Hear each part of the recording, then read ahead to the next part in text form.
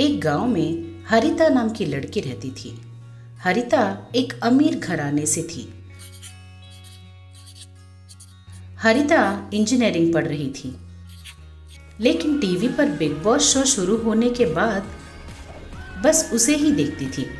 वो big boss की बड़ी फैन थी। एक दिन सुबह जब कॉलेज जा रही थी कि तभी विष्णु नाम का आदमी वहां पहुंचा। हरिता, मुझे तुमसे बात करनी है। मुझे तुम बहुत अच्छी लगती हो हरिता। मैं तुमसे शादी करना चाहता हूँ। क्या शादी? तुझे क्या मैं पागल दिख रही हूँ? मैं शादी करूंगी तो केवल बिग बॉस से ही। Big boss? वो कौन है? तुम दोनों एक दूसरे से प्यार करते हो क्या? उसकी आवाज सुने बिना मैं अपने दिन की शुरुआत ही नहीं करती। अच्छा, तो तुम टीवी के बिग बॉस के बारे में बोल रही हो। वो सब झूठ है। बिग बॉस नाम का आदमी कहीं है ही नहीं। वो एक मिमिक्री आर्टिस्ट है। झूठ? मैंने तुम्हारे प्यार को ठुकरा दिया, इसीलिए तुम बकवास कर रहे हो ना? एक दिन शादियों के ब्रोकर हरिता के घर आकर एक रिश्ते के बारे में बात करते हैं। मैं अगर शादी करूंगी तो केवल बिग बॉस से ही करूंगी और किसी से नहीं करूंगी, समझ गए? पैसों के लालच में वो ब्रोकर। ओह अच्छा अच्छा, बिग बॉस ना, तो वही रिश्ता पक्का कर देते हैं। आप बिग बॉस को जानते हो? अरे उन्हें कौन नहीं जानता। कुछ दिनों पहले मेरे पास आकर कोई अच्छी सी लड़की हो तो बताइए, शादी करनी है करके बोल रहा था। आपसे बढ़कर कोई गुणवान लड़की हो ही नहीं सकती, इसीलिए मैं आपकी शादी बिग बॉस से करवा दूंगा, पक्का। हाँ, ऐसा ही कीजिए, मैं आपको मुंह मांगा रकम दूंगी। एक मिमिक्री आर्टिस्ट के पास जाकर उसने सारी बात बताई। तुमसे बिग बॉस की आवाज में बात करनी होगी, एक लड़की से शादी करनी होगी और सारी जायदाद हड़प लेनी होगी, समझ गए? एक महीने बाद शादी की डेट पक्की हो गई। ये बात जानकर विष्णु हरिता के पास आकर बोला, वो ब्रोकर तुम्हें धोखा दे रहा है हरिता। बिग बॉस नाम का आदमी है ही नहीं, वो एक मिमिक्री आर्टिस्ट है। मेरा विश्वास करो, तुम अपनी जिंदगी बर्बाद मत करो। मैं तुम्हें बहुत प्यार करता हूँ, मुझसे शादी कर लो। बस बहुत हुआ, मैंने शादी से मना कर दिया है, इसीलिए झूठ पे झूठ बोले जा रहे हो। मैं तुम्हारा विश्वास नहीं करती।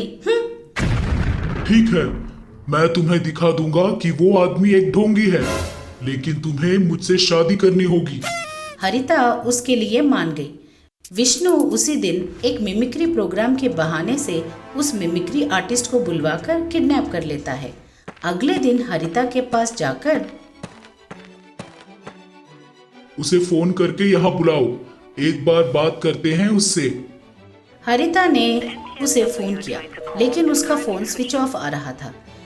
लेकिन इधर बिग बॉस शो में उसकी आवाज रोज सुनाई देती थी। एक हफ्ते बाद विष्णु हरिता के पास आया। फोन अभी भी स्विच ऑफ ही आ रहा है ना?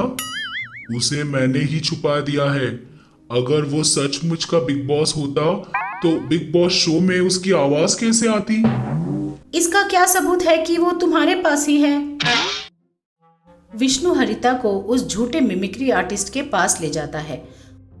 उसे देखकर हरिता को विश्वास हो गया कि विष्णु सब सच बोल रहा था। हरिता ने उसे बचाने के लिए विष्णु को धन्यवाद किया और विष्णु से शादी करके एक खुशहाल जिंदगी जीने लगी। गंगू नाम का डॉन अपने घर में कृष्णा जी की मूर्ति के सामने खड़े होकर, हे कान्हा जी, चोरी करने में आप ही हमारी प्रेरणा हो।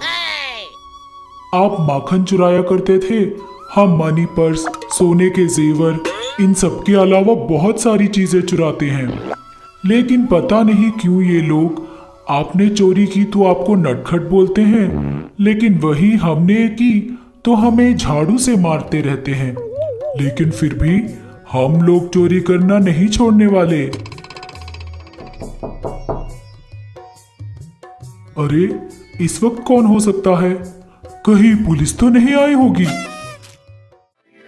बाहर कुल्लू खड़ा था। उसे देखकर अबे कुल्लू, तू जेल से कब रिहा हुआ रे? बस अभी। आ, अंदर आ।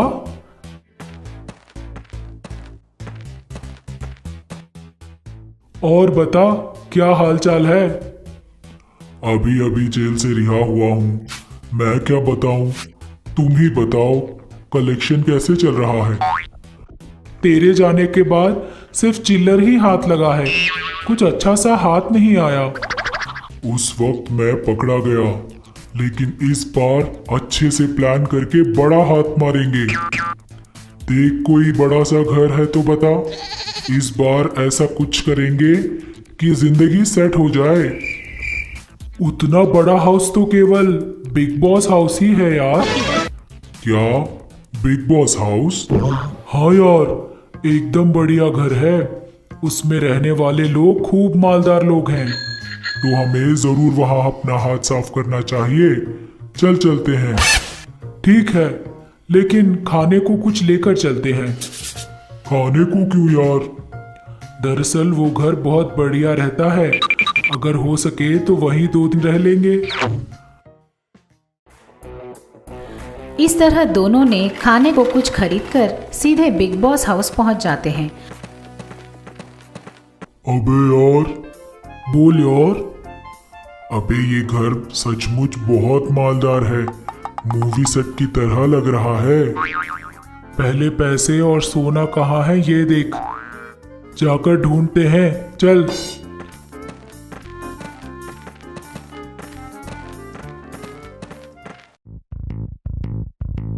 अरे यार, इस सूटकेस को तो देख, कितनी बड़ी है ना। पता नहीं इसमें क्या क्या चीजें होंगी। ऐसा सोचकर दोनों मिलकर उस सूटकेस को खोलकर देखते हैं। उस सूटकेस में फटे हुए कपड़े, चड्डी, बनियान ही थे। उन्हें देखकर इस बड़ी सी सूटकेस को तू ही रख ले, बेकार है ये, चल। एक जगह कैमरा को देखकर गंगू बोला, अबे इस कैमरा को चोरी कर ले क्या? सेकेंड हैंड में बेच देंगे तो थोड़ी बहुत पैसे तो मिल ही जाएंगे। जाते वक्त ले जाएंगे। ऐसा बोलकर दोनों हाउस के स्लीपिंग रूम में पहुंच जाते हैं। वहां सब लोग सोए हुए थे। उनके बिस्तरों के पास के टेबल्स पर उन्होंने ढूंढा, सब नकली जेवर ही मिले। ये देखकर अबे साले, बड़ा घर बोलकर तू इस बिग बॉस हाउस में ले आया, लेकिन यहाँ सब कुछ नकली ही है। चल यहाँ से निकल जाते हैं। कि तभी सारे हाउसमेट्स ने इन दोनों को चारों तरफ से घेर लिया। अरे ओ, कौन हो तुम लोग? देखने से पता नहीं चल रहा, चोर है। क्यों बे, देखने में घर बड़ा है बोलकर बिग बॉस हाउस में ही चोरी करने पहुंच गए? गलती हो गई साहब, हमें जाने दीजिए। अगर तुम तुम्हारी सारी चीजें हमें दे दो तो हम लोग तुम्हें छोड़ देंगे। इस तरह दोनों की सारी चीजें लेकर उन्हें घर से बाहर निकाल देते हैं। ये क्या यार, इन लोगों ने तो चोरों को ही लूट लिया। इनकी परिस्थिति हमसे भी बदतर है।